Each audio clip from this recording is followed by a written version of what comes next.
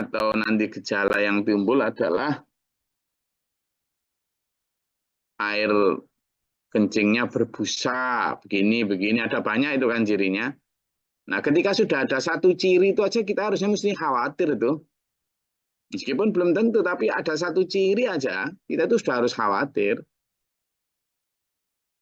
Karena nanti dokternya akan mendiagnosa berdasarkan simptom itu, berdasarkan gejala itu.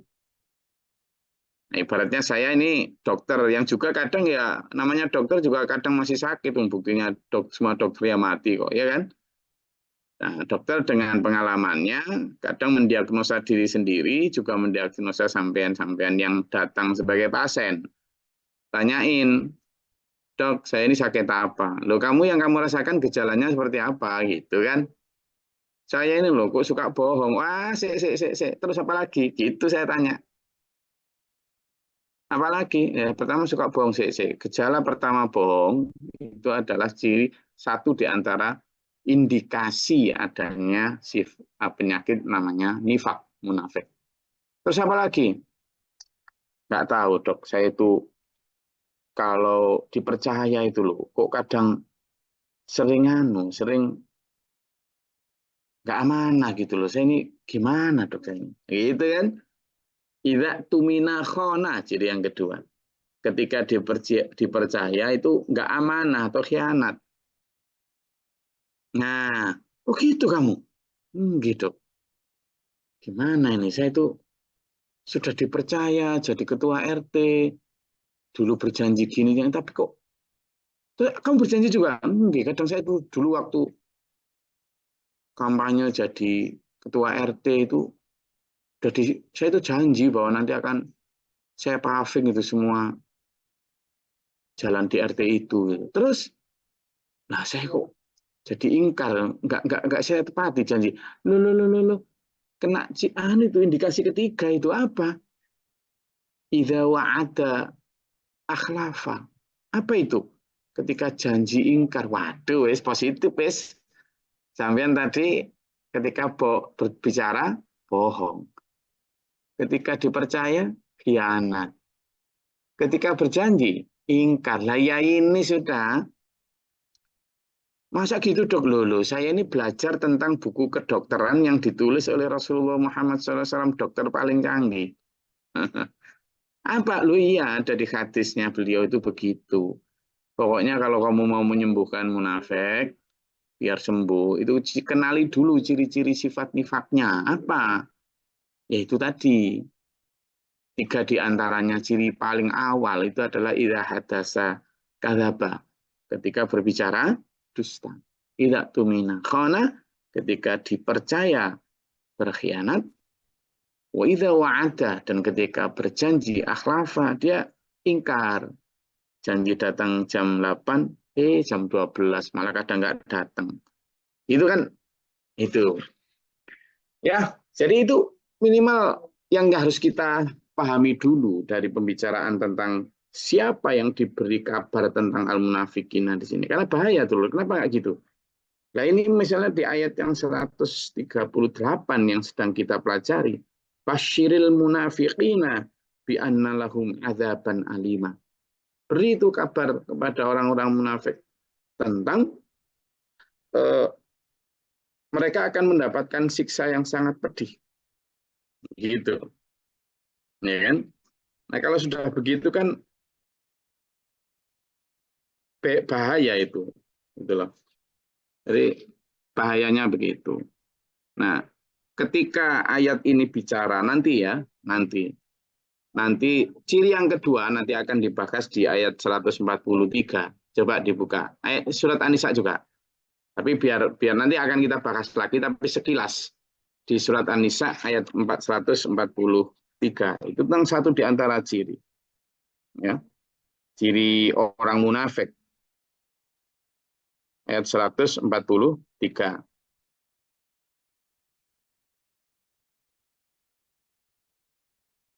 Sudah? Surat An-Nisa ayat 143.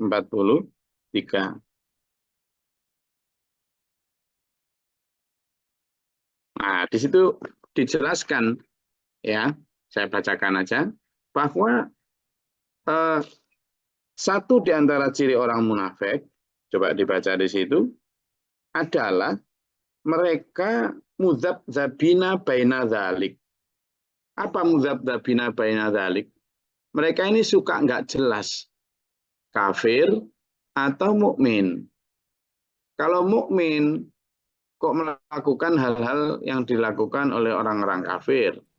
Tapi kalau kafir, kok dia merasa dan syahadat, gitulah. Beriman katanya. Jadi in between, di tengah-tengah. Itu. Ngomongnya Islam, tapi perilakunya ya seperti orang-orang kafir. Nah, ini yang disebut munafik, ciri yang keempat. Tadi kan ciri yang ketiga, ciri tadi dari hadis. Lalu yang ciri kelima, itu ada di ayat 142.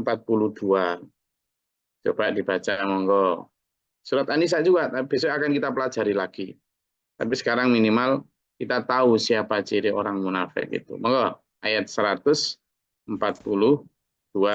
Siapa yang sudah ketemu Bu Ririn, silakan. A'udzubillahi minasyaitonirrajim. Bismillahirrahmanirrahim. Sesungguhnya orang munafik itu hendak menipu Allah, tetapi Allah lah yang menipu mereka. Apabila mereka berdiri untuk sholat, mereka lakukan dengan malas. Mereka bermaksudnya ingin dipuji di hadapan manusia, dan mereka tidak mengingat Allah kecuali sedikit sekali.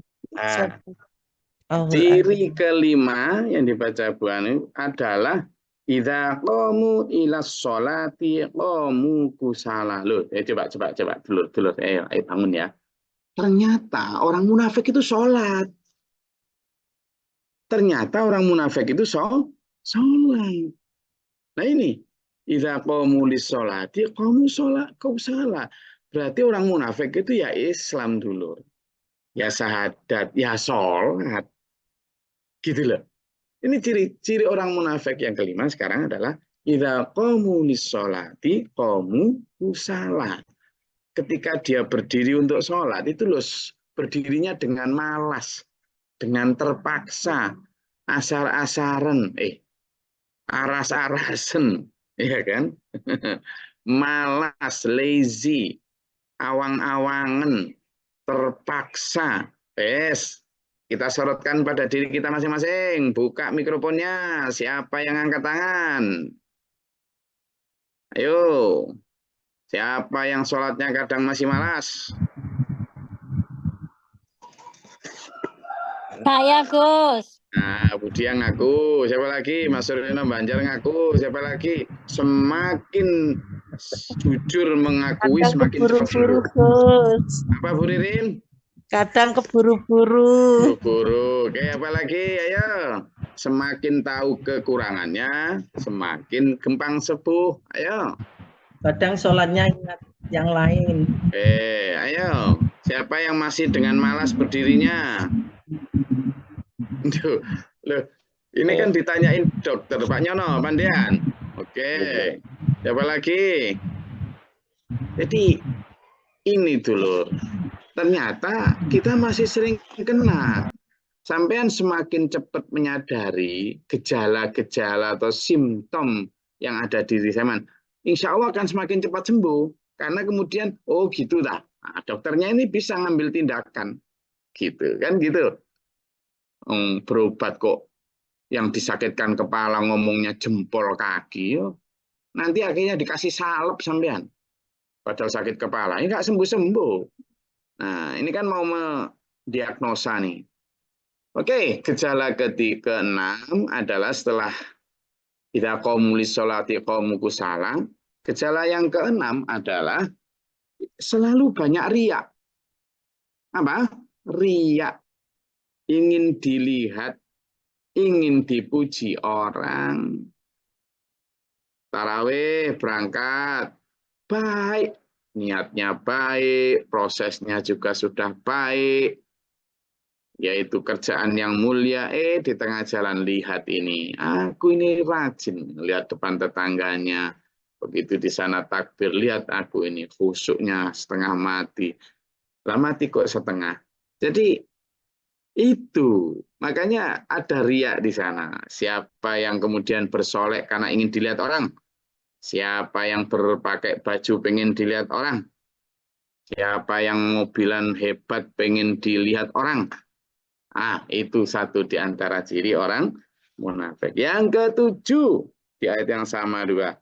Mereka tidak mengingat Allah kecuali sedikit saja. Sedikit saja. Berarti ingat Allahnya sedikit orang munafik itu. Lah sampean dan saya ini ingat Allahnya banyak apa sedikit? Ngacung lagi. Dikit, Gus. Ya, sedikit apa banyak? Insya Allah banyak, Gus. Oh, Bu Dia banyak. Bu Zos ini siapa ini? Dikit, Gus. Namanya. Oke, Mbak Sulam banyak apa dikit? Mas Abid tadi ngaku Dikit, sedikit. Sekarang gini cara ngelihat sedikit atau banyaknya. Coba lihat surat At-Taubah ayat 24. Coba. Coba lihat ayat 24 surat At-Taubah. Itu ukuran sedikit atau banyaknya kita. Kita ini sudah banyak atau sudah sedikit di dalam mengingat Allah, di dalam mencintai Allah. Orang kalau sudah cinta itu kan ukurannya gini, lagunya itu. Mau makan, ingat kamu. Aku mau apa itu? Gimana? Siapa yang bisa nyanyi itu coba? Aku mau gimana itu? Duduk ada nyanyian gitu tuh zaman lawas ya tahun. Kalau nggak salah lagunya Dina Mariana itu. Aku mau makan, ingat kamu. Aku mau tidur. Aku mau tidur, ingat kamu. Terus gimana itu? Ayo lanjut yang bisa lagunya enak itu lah. Aku mau belanja, ingat kamu. Loh, itu satu di antara ciri. Nah ternyata di surat At-Taubah itu kecintaan manusia itu dicemburui Allah gitu loh. Gimana? Qul katakanlah Mai Muhammad kata Allah. A'udzubillahi minasyaitonir rajim. Qul katakanlah. Sudah dibaca ketemu? Nah, nanti disiapkan juga di surat Ali Imran ayat 190 191. Nah, itu coba dilihat. 190 191. Kecemburuan Allah ada di ayat atau surat atau ayat 24. Lalu standar ingat banyak, ingat Allah sedikit atau banyak itu ada di surat Ali Imran ayat 190 191. Ya. Sudah, coba dibaca yang ayat 191, 190 191. Sudah ketemu? Izin Gus. Bismillahirrahmanirrahim. A'udzubillahi minasyaitonirrajim. Bismillahirrahmanirrahim. Sesungguhnya dalam penciptaan langit dan bumi dan pergantian malam dan siang terdapat tanda-tanda kebesaran Allah bagi orang-orang yang berakal, yaitu orang-orang yang mengingat Allah sambil berdiri, duduk, atau dalam keadaan berbaring. Dan mereka memikirkan tentang penciptaan langit dan bumi, seraya berkata, ya Tuhan kami, tidaklah Engkau menciptakan semua ini sia-sia. Maha suci Engkau, lindungilah kami dari azab neraka. Shadaqallahul adzim. Itu jelas. Jadi ukurannya adalah apa? Ukurannya adalah qiyaman wa qu'udan wa ala junubihim. Ketika duduk, ketika berdiri, ketika berbaring. Artinya ketika apapun itu baru ukuran ingat Allah banyak itu. Nah, padahal kalau ingat Allahnya sedikit dalam surat An-Nisa ayat 143 tadi, 42 dan 43, itu ternyata munafik. Loh gitu loh. Lah perintah untuk banyak ingat Allah itu ada dalam surat Al-Jumu'ah ayat 10. Al-Jumu'ah ayat 10. Di situ jelas. Sudah ketemu? wadhkurullaha katsiran la'allakum tuflihun. Dan banyak ingatlah Allah kamu itu kepada Allah banyak-banyak. Bukan cuma sedikit. Sudah ketemu? Monggo Bu Husnul. Siapa? Al-Jumu'ah ayat 10. Tuh. Nah, kita ciri munafik tadi gimana? Ternyata tidak mengingat Allah kecuali sedikit. Kita kembali ke bahasan kita ayat 138. Ternyata dulur orang yang munafik itu diancam siksa yang pedih. Alladzina yattakhidunal kafirina awliya'a min dunil mu'minin. Termasuk orang-orang munafik itu ciri yang ke-8 adalah dia tidak pede dengan kelompok berimannya, tidak pede dengan dulur-dulur mukminnya, ya, tidak pede, menganggap bahwa dulur mukmin tidak kapabel, tidak mampu mengurusi persoalan-persoalan hidupnya, sehingga memilih orang kafir sebagai pemimpin. Ayabtaghuna 'indahumul 'izzata fa innal 'izzata lillahi jami'a. Mereka itu maunya apa? Memilih orang-orang beriman sebagai pemimpin. Apakah mencari kekuatan, mencari dukungan, mencari ordal, and mencari masa pendukung, backing? Maka kata Allah, fa innal 'izzata lillahi jami'ah, maka backing dan kekuatan yang paling hebat milik Allah semua. Lah kok nyari backing, nyari kekuatan orang-orang kafir atau orang-orang non beriman hanya karena mencari backingan? Keliru. Wa qad nazzala 'alaikum fil kitabi an idza sami'tum ayatillahi yukfaru biha wa yustahza'u biha.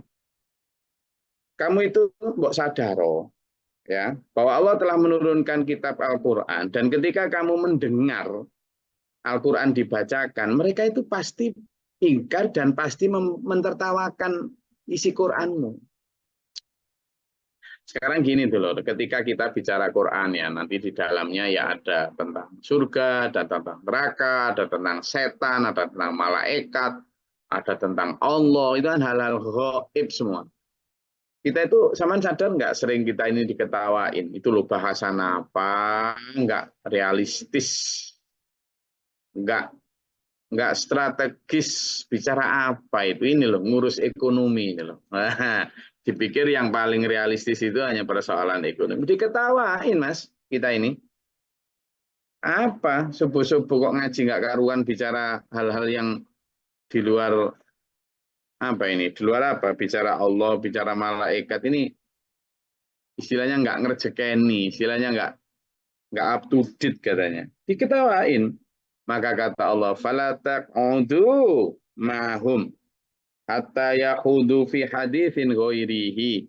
Jadi kalau sampean misalnya ada sekelompok orang yang sedang mentertawakan isi Quran, atau mereka, ini tidak hanya orang kafir ya, orang muslim sendiri banyak yang sekarang tidak yakin dengan isi Quran, sehingga mengusulkan Quran itu perlu direvisi, Quran itu perlu disesuaikan dengan up to date, dengan keterbatasan dan kedangkalan otak mereka itu sudah seolah-olah bisa mengerti apa maksud Allah membuat satu hukum, hingga hanya karena biar tampak moderat atau tampak lebih ini, wah Quran ini nggak sesuai dengan zaman sekarang, harus direvisi dan lain sebagainya.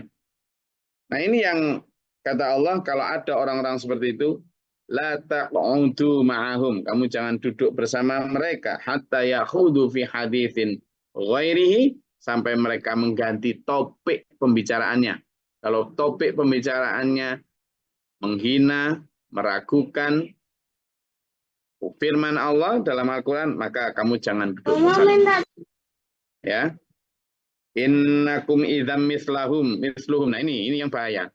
Jika kamu tidak mau pergi, jika kamu tidak mentaati larangan untuk duduk bersama mereka, untuk tidak duduk bersama mereka, maka jika kamu begitu, kamu ini sama dengan mereka. Ya. Maka kamu sama dengan mereka. Nah ini yang berbahaya loh. disamakan, berarti sama dengan munafik. Innallaha jami'ul munafiqina wal kafirina. Innallaha jami'ul kafirin. Innallaha jami'ul munafiqina wal kafirina fi jahannam jami'ah. Jadi nanti Allah akan mengumpulkan tuh orang kafir sama orang munafik dalam satu tungku yang sama di neraka. Alhamdulillah dzalik. Jadi munafik sekali lagi dia orang Islam dulu. Dia syahadat, dia sholat, dia puasa, dia zakat, bahkan mungkin dia haji. Tapi itu tadi. Ciri-cirinya seperti tadi itu. Nanti ada ciri lagi di ayat lain tuh. Orang munafik itu dalam hadis itu disebutkan orang munafik itu kalau ngomong itu menyakitkan hati. Kalau ngomong menyakitkan hati. Nah, itu bahaya lagi. Nanti di surat At-Taubah, surat Al-Anfal, surat Al-Baqarah banyak itu. Satu yang lain juga orang munafik itu kalau menerima peringatan itu kemudian seolah-olah iya di depannya, tapi nanti ya tidak di belakangnya.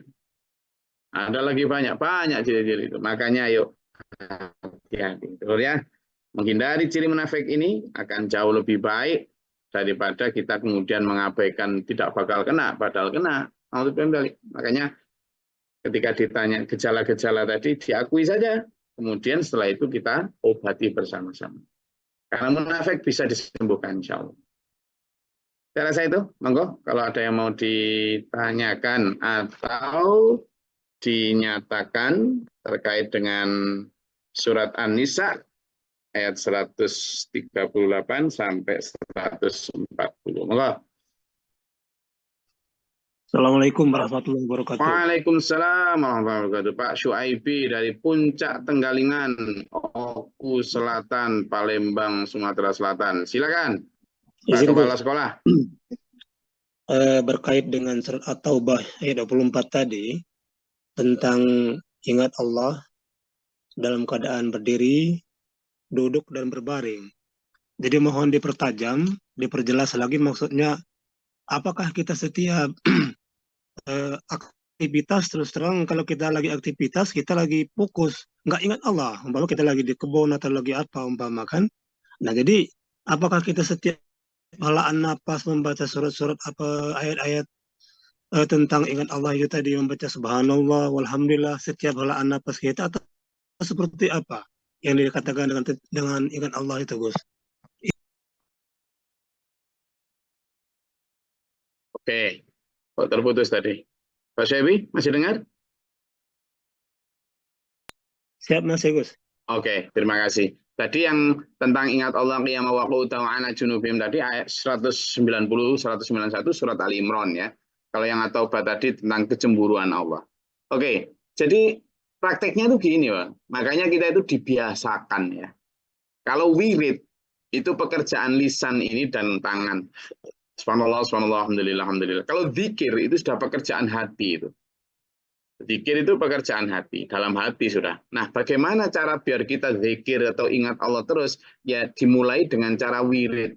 Belajar melafalkan asma Allah saat duduk, berdiri, berbaring. Makanya kadang memang ketika kita misalnya depan laptop gitu, udah fokus laptop ini, minimal diawali dengan bismillahirrahmanirrahim. Oh, bismillah. Astagfirullahaladzim. Loh, kok keliruin tadi? Backspace-nya gimana? Allah, astagfirullahaladzim. Gitu. Itu misalnya kita depan laptop. Ibu-ibu goreng, gitu kan? Goreng. Daripada gerutu, daripada apa? Itu ya. Sambil bismillah, bismillah, bismillahirrahmanirrahim, bismillah. Allah, alhamdulillah, alhamdulillah, alhamdulillah. Ya Allah, ada minyak untuk goreng, ada beras untuk dimasak. Alhamdulillah, bismillahirrahmanirrahim. Kayak orang gila memang. Tak apa-apa. Itu namanya gendeng kedanan Allah, gila. Karena Allah. Orang-orang yang sedang di pertanian sambil memetik kopi atau sambil menyiangi rumput. Bismillah, barokah itu tanaman. Nah, manfaat selanjutnya ketika kiaman, misalnya kita saling sedang pakai mobil, ya, anggap itu sedang kiaman ya, atau berdiri, atau sedang duduk, waqu'udan. Lalu kita sambil nyetir, hilangkan musik yang nggak benar. Tadi malam saya kadang ya masih kepingin ya dikit-dikit nggak apa-apa lah, asalkan nggak melupakan dari Allah sekilas, misalnya nyanyi bunga dahlia, bungaku dahlia, oh bunga Pak Budi, misalnya gitu sekelas gitu nggak apa-apa. Tapi setelah itu langsung reminding itu. Diingatkan kembali, bismillah. Jadi gitu Pak Syaifi. Artinya memang itu perlu latihan. Makanya Pak Guru Mokhtar itu ngajarin para santrinya itu untuk latihan itu, santri SMA itu enggak ada uang masuk pendaftaran, enggak ada. Uang masuknya diganti dengan wirid 100.000. Melafalkan alhamdulillah 10.000, melakukan astagfirullah 10.000, la ilaha illallah 10.000, ya. Alhamdulillah 10.000, subhanallah 10.000, Allahu Akbar 10.000 dan seterusnya. Itu untuk latihan. Latihan biar lidah kita terbiasa pada saat kiaman waktu dan itu berdiri. Itu kalau zaman lakukan mungkin 3 bulan itu selesai. Itu ketika masak, ketika apa segala macam gitu. Nah, itu syarat jadi santri SMA itu baru terdaftar. Nah, kalau belum melakukan itu berarti belum terdaftar, belum tercatat sebagai santri SMA itu. Padahal di SMA itu ada 3 level tuh, terdaftar, diakui, dan dikukuhkan. Kalau terdaftar sudah bayar uang pangkalnya, yakni wirid 100.000. Setelah itu diakui, berarti sudah aktif. Dikukuhkan ketika sudah wafat husnul khotimah itu. Makanya itu Pak Syaifi. Itu memang latihan. Jadi ketika duduk berdiri, pada saat ngelayek di rumah, Allah, alhamdulillah, bismillahirrahmanirrahim. Jadi banyak gitu. Akhirnya kita terjaga tuh dari perbuatan-perbuatan yang nggak benar. Misalnya di kantor mau korupsi, kita ingat Allah kok, merasa digenangi Allah, diawasi Allah. Tidak ada orang lain. Ada siapa? Allah, bukan orang. Gitu loh. Ya, itu latihan memang, perlu latihan.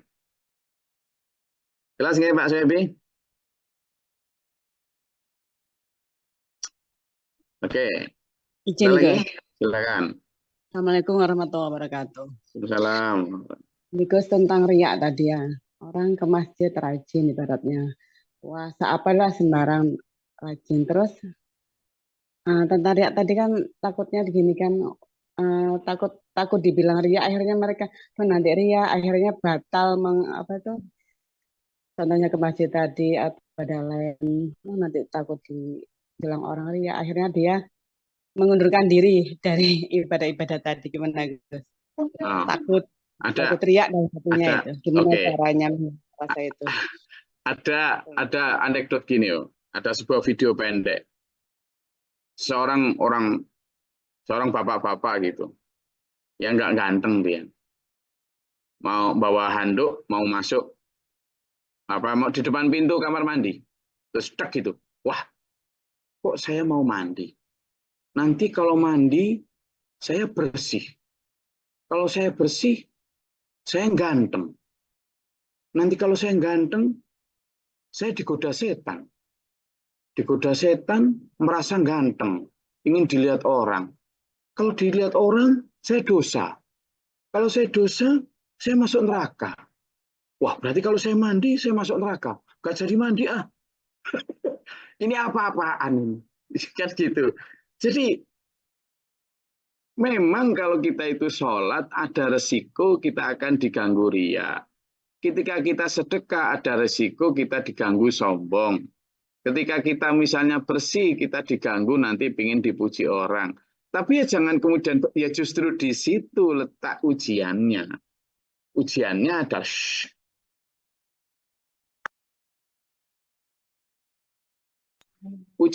adalah bahwa setiap kebaikan itu ada begal-begal setan itu. Nah itu tantangannya justru. Maka ya tetaplah sholat. Meskipun nanti ada gangguan riya, pertarungannya itu di situ. Ya tetaplah sedekah, meskipun ada gangguan sombong.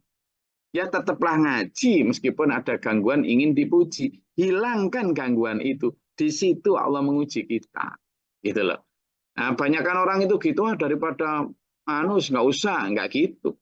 Itu ada orang yang untuk apa sih bertutup jilbaban, yang penting perilaku kita baik. Konsepnya enggak itu. Orang yang berjilbab belum tentu baik, tapi orang yang berjilbab sudah tentu taat. Iya kan? Lalu dia kan taat. Perintah Allah untuk tutup auratlah, tutupi seluruh, sudah minimal taat. Meskipun belum tentu baik. Nah, setelah taat itu kemudian kita baik. Orang sholat juga begitu.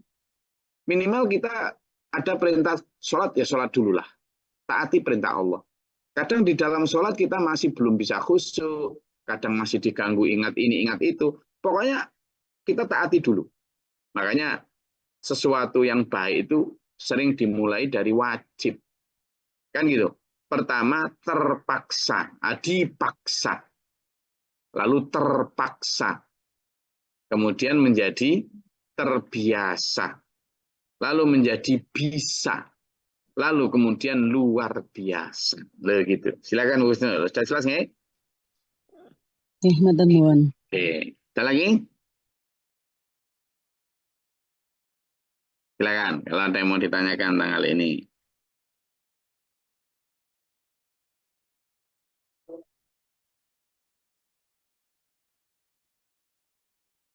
Oke, ada? Terkait dengan surat An-Nisa ayat 138 sampai 140.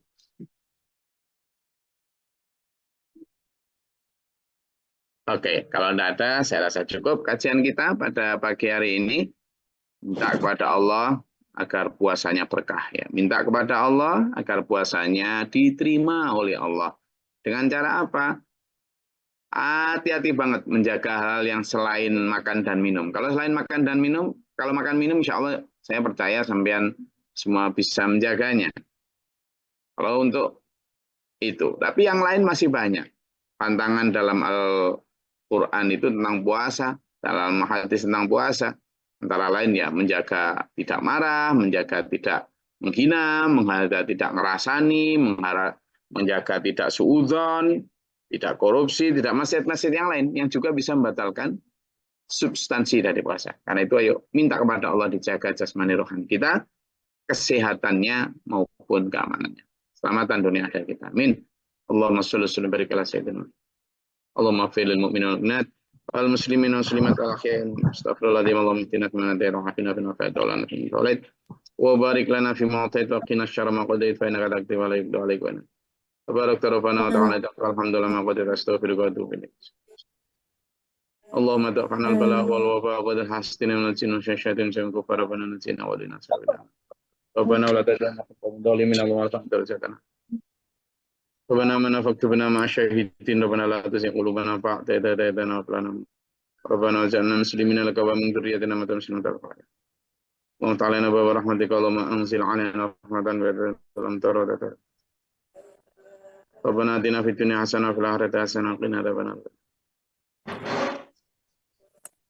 Subhana rabbika rabbil izzati amma yasifun salamun alhamdulillahi rabbil alamin wassalamualaikum warahmatullahi wabarakatuh. Waalaikumsalam warahmatullahi wabarakatuh. Allahumma rahmna bil Qur'an waj'alhu lana imaman